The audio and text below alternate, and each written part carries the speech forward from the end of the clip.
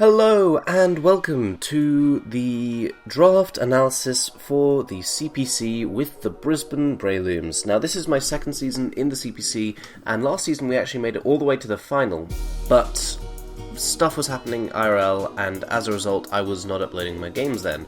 I always intended to do a season recap of it, but I never really got round to it, and now it's time for the new season, so it's just kind of pointless to do one.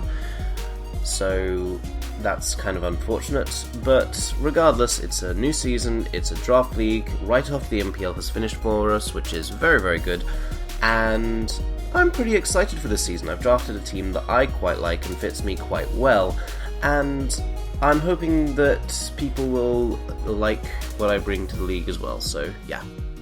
Now, going into this draft, I had a few things in mind. One thing I had in mind was I wasn't going to draft any Ultra Beast that I have used before, which is to say Kartana, Buzzwole, Xurkitree, and I guess Guzzlord, although I didn't really mind. I might have drafted Guzzlord if it panned out that way. I wanted something new. I always want to do newer things with my teams, and as a result, I'm not really I'm not really comfortable using mons that I've used multiple times.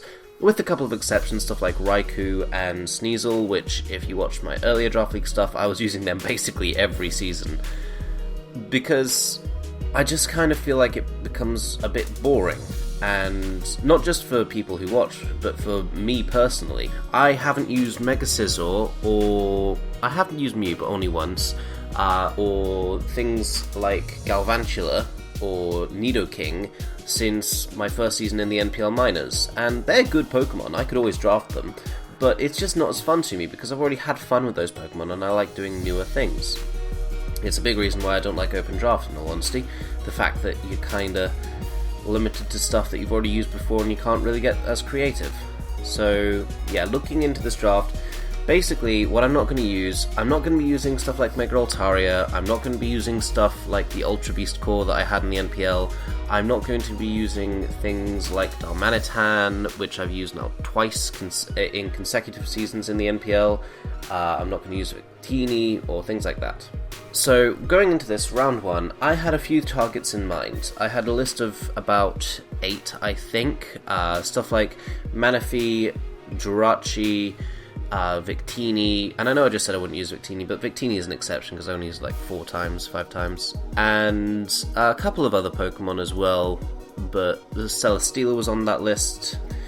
But when it got to me, half of them had been picked, but the one I particularly wanted was Manaphy, and Manaphy was still available to me, so I picked up Manaphy. And Manaphy I chose because, first of all, I've never used Manaphy before in a league, ever, which is kind of surprising given that I've been in about 7 or 8 by now, and I've heard countless times how amazing it is in League format, thanks to all of its potential movesets and all the options it brings, and I've never had the chance to use it, and not often, but I have seen it a few times misused in my opinion, and I believe I can make Manaphy work wonders with all of its options, both offensively and even defensively, with the coverage it gets, and it is a very solid bulky water type and a solid round 1 pick in my opinion. And I'm looking forward to using it this season because, like, I've not used it before, obviously, and I've seen a couple people using it, and they've used it in not a bad way, but a way that doesn't mesh up with my view of how Manaphy could be used, and I'm looking to try and prove a point that Manaphy was, I believe, a point cheaper than the most expensive mon, and I'm going to prove that Manaphy deserves to belong in that category. So, my second pick, it's actually kind of amusing because my second pick was not my first choice for this round, and I was actually about to get Victini. But then, one of the people I had sent my list of about 8 or so first round options picked up Victini, and then realised, oh no, you wanted that! Which is kind of amusing. Like, I'd given them a list of 8 mons in case I wasn't there, and Victini was going to make it back to me, and then they picked it. But I mean, I picked some of the best 8 mons, and it would be so ridiculous for them not to get a good team because I picked something that that was a round 1 pick, and they decided not to get it just to please me, I guess. So, like, there's no hard feelings there at all. But then I woke up and Victini was available, and I wanted Victini. and then Victini was taken from me, and I had to just suddenly think and realise, okay, what is on the board? What synergizes well with Manaphy? I could go with offensive synergy, have things that break down various checks to Manaphy, or I could go with the defensive synergy, get something that stops the electric weakness, isn't weak to grass, and just generally is bulky and can support Manaphy in a lot of ways. And the mon I chose for this role is Zygarde. Now, as I said, Zygarde wasn't my first pick, but Zygarde fits so well with Manaphy, covering each other's major weakness in Ice and Electric, and it's almost as flexible as Manaphy is with its options of sets, both offensively and defensively, and the combined synergy on both fronts of my first two picks, I think is going to be really hard for people to prepare for, all of the Zygarde sets in conjunction with all of the Manaphy sets, because now, not only every week do you have to prepare for Tail Glow offensive, Tail Glow defensive, Calm Mind, Rain Dance, Manaphy, you've also got to prepare for Coil, Dragon Dance, Glare, Sub, Zygarde. It's going to be... I'm glad I'm not facing the combination of these two at any point in time, because I genuinely think that the two synergize really, really well in almost every single way. If Manaphy resisted Fairy, if Manaphy was a Fairy type, I'd say they were just the perfect partners for each other. But Manaphy being a Water Fairy type, could you imagine? Anyway, so going into my third round pick, I did want a few particular things. Specifically, I wanted a hazard setter that I can bring pretty much every week, because there are a few things I was looking at that just didn't get hazards, and I wanted something that would have them, that would be not forced onto the team. I wanted a Fairy resist, so that Zygarde is not really that pressured. I definitely wanted something above base 100 speed, so that ruled out the Nidoqueens and Nidokings, which I was looking at before. And I wanted something with excellent special bulk. So, enter Nihilego. This was actually my first choice pick for this round, and I'm glad that I got it. It's the only Ultra Beast that I've not been able to play around with, aside from Celesteela thus far, which was, Celesteela went well before my second round pick. I think it went in the first round altogether. And it ticks almost all the boxes my team was wanting before this round, giving me an excellent Spadef mon, something fast with hazards, something offensively threatening, T-Spikes, the fact that it absorbs T-Spikes so I don't have to worry about them, and it's a mon that Fairy types absolutely hate. Like, the only Fairy type that isn't immediately forced out by this thing is Azumarill, and everything else needs to either be scarfed to outpace it, or it just outright can't take the hits that it needs to. I was playing around recently against a Gardevoir with this Nihilego, and it went for Hidden Power Ground, and it wasn't even a 2-hit KO. Now, granted, this Gardevoir was not fully offensive, but the fact that it can take a 4x weakness and not get 2-hit KO'd, it's just massively specially bulky, and it's really, really good. This gives me a good Scarf Mon, and there are a few particular sets. I'm not going to give anything away because I want them to be a bit of a surprise, but in conjunction with some of the rest of my team, there are a few particular sets that I'm looking at that I really think people don't expect, and I'm really wanting to take lives with them. The big downside to this, of course, is that 4x ground weakness, which it brings to the table, and I desperately need to address that as soon as possible, because good ground resistances and ground immunities, they're going thick and fast at this point in time. And so that takes me neatly into my fourth pick. Now, going into this round, as I said already, I needed a ground immunity or resistance. I wasn't really picky between the two. And a couple of other things that I really wanted. I wanted Defog, because I've been in the MPL without a good hazard removing option, and it kind of was a very annoying situation to be in. So I wanted a good Defog user, which basically means I'm going to try and get myself a flying type. And I also wanted to cover up the sort of weaknesses that were left from my first two picks in the form of grass and dragon. So I picked up Togekiss.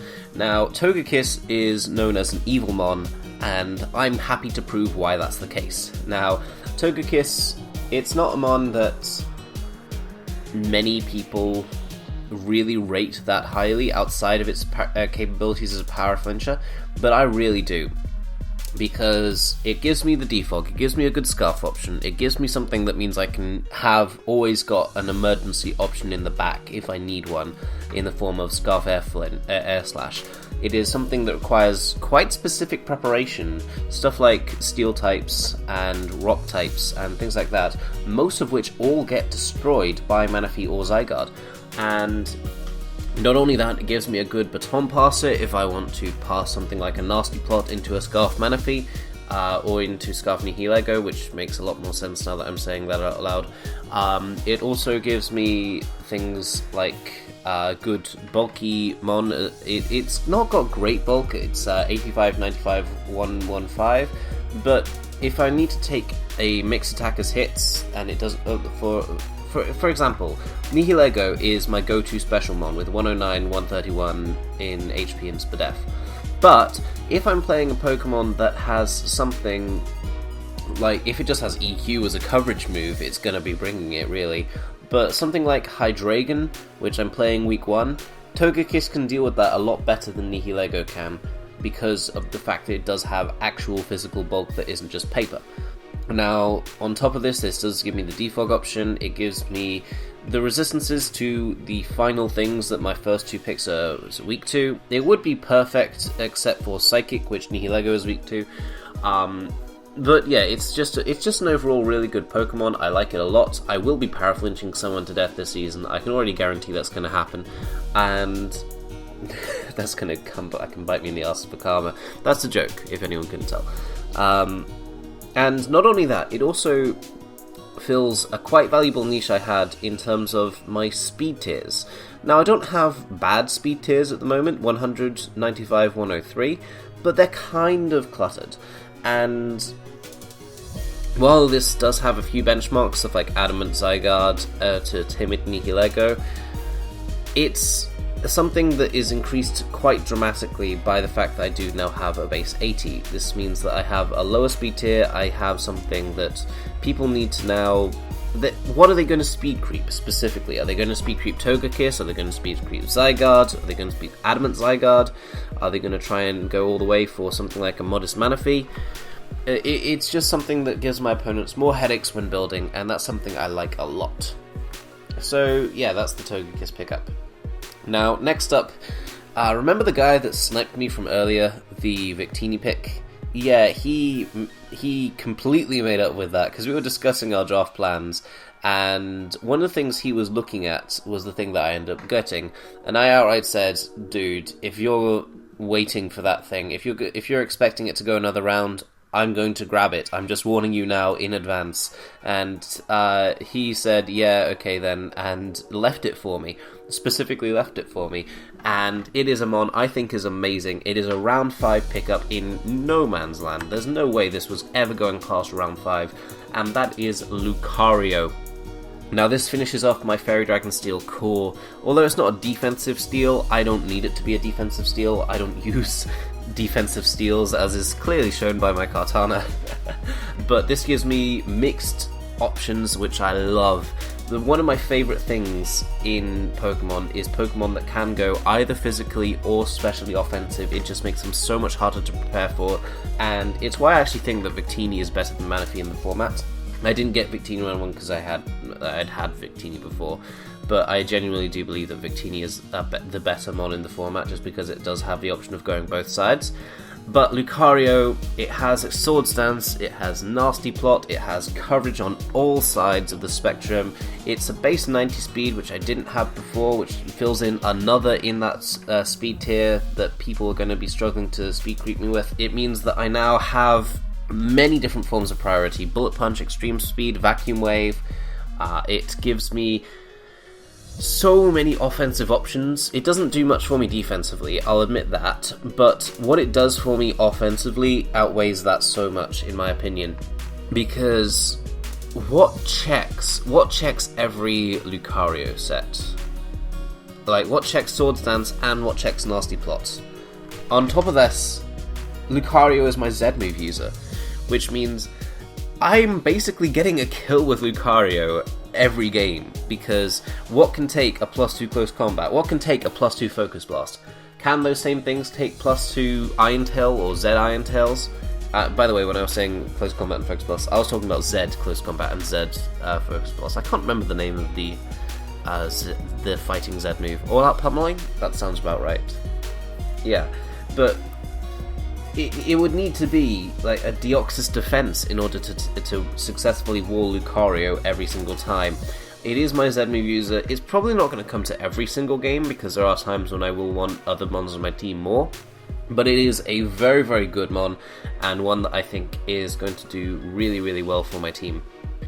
But saying that, I don't have anything over 103 base speed in the form of Nihilego. Now, that's not something I like. I love having good, fast Pokemon to fill my teams with. Aerodactyl is something that I've wanted to use well for a long while, and it's going to have to wait even longer because I didn't get it this time either. But instead, I got another really, really fast, really, really powerful mon in the form of Swellow. Now, Swellow got a massive buff thanks to its special attack going up from 50 to 75 this gen, and it was priced at something ridiculous. It was about 8 points. This was a point system draft, and Lucario was... In fact, let me get up the actual prices. Okay, got them up. So Manaphy was 18 points, Zygarde was 16 points, Nihilego, Togekiss, and Lucario were all 13 points. And so, let me just do a bit of maths here. So I'd spent 73 of my 110 points, and I had to now look at some of the more bargain picks. And Swellow at 8 points, when it's got two fantastic sets offensively in the Guts Facade set with Brave Bird, making it really offensively strong despite a relatively low attack stat of 85, and the Specs Boom Burst set, just based on the power of Boom Burst, meaning it's an excellent special wall breaker too. Swellow at 8 points is an absolute steal, and I'm really, really glad that I managed to get it. I was also looking at potentially stuff like Sneasel and... Sneasel was the big one in the 8 pointers that I was also looking at alongside Swellow, but at this moment in time I was planning on getting stuff like Mega Houndoom and a different ice type and stuff like that instead, so I didn't get it, although I prefer Swellow to Sneasel anyway. I've had Sneasel several times and I've used it several times, and it's just time to get on to something else. Now, Swellow gives me another form of priority in the form of Quick Attack. It gives me, as I said, it gives me a mixed wall breaker, and it's something that's hard to prepare for, and that's something that I think is something that I actually went into the draft wanting to get, because if you look at all of my team thus far, the only two Pokemon I'd say that aren't incredibly hard to prepare for every single week are Nihilego and Togekiss. Every other mon that I've picked up thus far, Manaphy has about 8 different sets that it can run, Zygarde has about 7, and Lucario has 2, but both of those have such widely different counters that it's just insanely good. And Swellow has 2, but again, the counters to one do not counter the other at all, and it's just so... It's so much nicer being able to use this sort of variety rather than the NPL team. I'll say it now, I actually prefer this team to the one that I had in the NPL, just because of the number of various options that I have in preparing. Because while I liked the NPL team, like Kartana was only ever going to be a physical attacker, Xurkitree was only ever going to be a special attacker, Buzzwole had a couple of options, but it didn't have the offensive options that I was wanting. And I never really got that either, even in my trades. Stuff like Slowking, stuff like Tyrantrum, they're all relatively one-trick ponies. Whereas in this draft, I think almost all of my mons to this point have various things that they can do. And it's something that I really like, roll compression. So yeah, that's Swellow. And now, going into the rest of the draft, I was looking at my team and I was looking at what I needed, because now I'm looking more at holes to fill rather than actual things that will be specifically useful week in, week out. And there are a couple of things that I pointed out to myself that I kind of wanted. First of all, I needed to finish off my Fire, Water, Grass core that I started pick 1. That wasn't very smart of me, in all honesty. Second of all, I really wanted another Rock Setter just so that I could free up Nihilego to have some of its more options like Specs and Choice Scarf. And something else I wanted that might confuse a few people, I wanted something relatively slow to try and encourage people. If they've got walls, I want them to try and specifically outpace this particular Pokemon that I'm about to say. Because it's one thing to have good speed tiers in terms of not knowing what to creep in the offensive range of like 80 to 105, but if you've not got them defensively, people are just going to use max spreads, and there's nothing that's going to punish them for that. Currently, I have nothing that's forcing Tangrowth to run a bit of speed so that it doesn't die to particular sets. And now, I actually have that. And also, the final thing I really wanted was something that would stop Bolt Beam. Now, Bolt Beam coverage kind of just destroys my team at this point. I've got Nihilego, which doesn't resist either, but it's especially bulky enough. And I have Lucario, which kind of resists ice, but like Thunderbolt's going to destroy it anyway. I'm weak to Bolt Beam coverage, and I wanted something that would really mean that Bolt Beam isn't that much of a problem for my team, and the thing that does that, as well as giving me a fire type, is Alolan Marowak. Now this also gives me a ghost type, and I like ghost types, because ghost is a type that is kind of underprepared for, in my opinion, in the format. I was really looking at Gengar earlier on, but then it got taken from me. But Alolan Marowak is, in my opinion, one of the most underrated Pokemon in Gen 7, in the Draft League format, that is. Because, yeah, it's basically going to be running Thick Club every week, but that's one of the strongest attack stats in the game. There's only, I think, it's tied with stuff like Medicham. It's not that much weaker than stuff like Mega Medicham, and not only that, it gives me another Rocks option, it gives me the really strong Fire type, it gives me Lightning Rod so that I don't fear Bolt Beam at all anymore, and in the cases where my opponent doesn't have a strong Electric type, hell yeah, it's got Rock Head plus Flare Blitz, that's just gonna nuke things. So that's a really amazing option for my team. It's actually decently bulky as well with 6100 defense, especially not so much, but I already have got things like Nihilego and Togekiss which can take the special hits that are aimed at Marowak. And yeah, this gives me the relatively slow mon. It's 45 base speed, which isn't fast obviously, but this means that I now have I've now given people incentive to speed creep to about the 200 speed mark, which is 207 is I think its max speed, so they're speed creeping to 208 or they're speed creeping to 190s so that they outspeed Adamant Marowak. And this is just something that means that walls are no longer as bulky against my team, and thus they are less threatening. Because, I mean, it's not just slow mons that are doing this. If I ever play a Mega Venusaur, it's got to speed creep a bit so that it doesn't get outsped by Alolan Marowak and just kind of headbutted, I guess. I was boned? That's a good enough adjective. So yeah, Alolan Marowak actually fills a lot of holes in my team, and it's something that I think is really genuinely good, which is something that I think is an unpopular opinion, because people are sleeping on it, and I'm going to try and prove that. I wish I'd gotten Speed Pass. Spoiler, I don't get Speed Pass in the rest of my draft, because Speed Pass into Alolan Marowak is just kind of, it is nightmare fuel. But despite that, I can still make Alolan Marowak do a good job. This is my lowest base stat total mon on my entire team, but once you account for the Fit Club boost, it really isn't, so yeah, I've got a good solid team here, and there's only a few more things that I really need to patch up, specifically stuff like I want Volt Turn, I want a Grass type, I kind of want Spikes now that I have a Ghost type, so that I have incentive against Rapid Spin. I also really want more priority options, I want an Ice type as well. So, my next pick, at this point, I suddenly realised, oh, I don't have enough points left. Shit. I really wanted Mega Sceptile, but I can't get Mega Sceptile, because my maths was 1 off, and I don't know how or why, maybe I thought that Marowak was 10 points or something, but I was 1 point off getting Sceptile plus this other mon that I really wanted, that I'm not going to mention because I might want it in free agency as well. No, I no longer get Sceptile. I no longer get my really fast mon. I no longer get my I don't get my fast grass. Wait, what's my grass gonna be? Oh, shit. Okay. Rotom Mow. Now, Rotom Mow has a bad rep, but it's still a Rotom form. Like, it's still gonna be bulky if I want it to be bulky.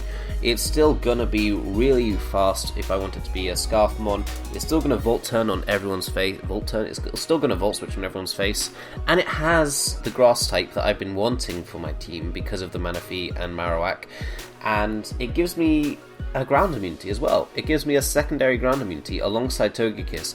This one isn't even weak to rock, so I've now got Earthquake answers as well. And I've got a bit of a problem on my physically offensive side of things, just because I'm kind of limited in what I can bring there, whereas I've got more specially offensive options. But Volt Switch from this thing is going to hurt, Thunderbolt from this thing is going to hurt, I can go physically defensive, I can go specially defensive if I need to. It doesn't really fill a speed gap, like 86, I already had 80 and 90, so that's not really important, but it's nice to have, and I honestly think that there is no bad Rotom form aside from Rotom Fan. Any others I can justify drafting in a league. I can draft normal Rotom, I can draft Rotom Frost, and Rotom Mow I think is actually a good Rotom form as well. So I'm going to be using it to the best of my capability. It's going to pick up some kills this season, and I think people are sleeping on it because Electric Grass isn't an amazing typing, but it gives me another Thunderbolt answer. I've already got things that can take Ice Beam as well in the form of like Marowak, Lucario, and Nihilego and Manaphy.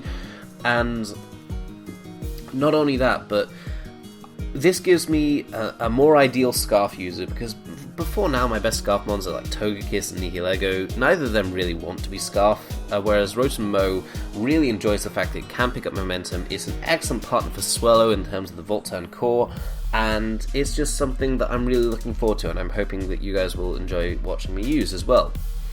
Now, this left me with a couple of options for my final pick. I can speak words will come out of my mouth. I was actually looking, I was always going to get a low point Mega. After Mega Sceptile was off the table, I was looking at Mega Camerupt, Mega Ordino, I was looking at Mega Abomasnow, and then picking up another Mon for like 4 points. But in the end, I decided to go with something that would give me spikes, and that is Mega Glalie. Now, this is a Pokemon that I don't think I've ever seen it used in a league before, but it's one that I think can do well. It gives me spikes, it gives me Ice Shard, so I've got another priority option, which gives me now, I think, 3 on my team, which is decent. It's not brilliant, but it's decent. It gives me a good Dragon-type answer, except for, like, Dragonite. I can always just Ice Shard the Salamence, even if it's +6. I can Ice Shard the... I'm running out of Dragon-types already. I've named one. But, like, Garchomp, it can... It's actually a really powerful breaker as well, with things like Freeze Dry, Return, Glaciate being a really, really good ability, and I've always got that option of the Nuke in Explosion, which I think is kind of underrated in all honesty. Like, yeah, you're blowing yourself up and you're a Mega, so it's kind of what the point, but it's still the strongest, I think it's the strongest move outside of a Kyogre's Water Spout from full HP in the entire game. There's a couple of options that might be higher than that as well, in the forms like Deoxys Attack, Psycho Boost, but it's up there with the strongest attacks in the game. It is practically just a free kill every game that I want to bring it in. And it gives me the offensive spiker that I wanted. It gives me another 100 bond. I'm kind of annoyed at myself for that. I kind of just assumed it was 105 base speed, and I realized that when I was compiling the speed tiers for my actual like stats, which I've got on my own Excel document. It's 100 instead of 105. I can deal with that though. It's not like its speed was the thing that made it for me. And given that I have got Manaphy already, this means I'm just going to run it Adamant more often then. And the power that it has, it's actually underrated as a breaker. It does nothing for me defensively, but I kind of feel like I've got my defensive synergy on point enough. Enough is the keyword there. I've got a massive weakness to Psychic types, which is kind of annoying given that I play Mega Medicham week 1, but that's the only real weakness that I say this team has. I mean, obviously there's a few things that my team can't deal with as well, but offensively speaking, I can cover everything that I'm defensively weak to, and I have the bulk to back up on if I need to. Like, like Manaphy, Zygarde, Nihilego, Togekiss, that can go offensive or defensive. And like if you throw in Marowak, Alola in there, and like a defensive Rotom form, that's not a bad bulky team as well. I don't have many recovery options, but I don't need them because I'm going with a bulky offensive route. I'm not going full stall because I think full stall is one of the easiest ways to lose in a draft, because you're essentially just saying, no, you're not good enough to beat me with your offense. And that's just a massive gamble, especially when you know that they're gonna be expecting it. I would never draft like a Mega Sableye stall team. And I think that people that do, they just don't know how to draft. Which is something, given that I'm a terrible drafter. But yeah, if you look at the stats of my Mons, I'm strongest especially, like, I've got an average special attack of, like, 99. But saying that, like, my attack stat is driven down by Nihilego, Togekiss, and Rotom, and fucking Marowak. Marowak isn't counted. Like, if I make... let me just do some calculations, figure out what Marowak's actual base attack stack is with the Thick Club, and then I'll just put it in and give its actual average. Yeah, I've just done the calcs. Its effective attack stat is 208 as a base stat, thanks to the Thick Club, which means that my average offensive prowess is 99 and 99 in attack and special attack, and that's with them being driven down by things like Nihilego in the attack stat and stuff like Marowak in the special attack stat. I have so many offensive options, it is hard for people to deal with them, and like, I'm looking forward to this. Like, my speed tiers are good, I've got good hazard options, and I'm really thinking that I can do well with this team. So yeah, week 1 will be going up next Sunday. I'm honestly not sure which day it's going up for me. It'll be up next week. I always need to check this because of like time zones and what day of the week I'm on and everything like that, which is annoying. I believe it'll be going up Sunday next week in American time zone, and I hope you guys will enjoy it when it does come out, because I'm enjoying using this team, and I hope you'll enjoy watching it. Peace.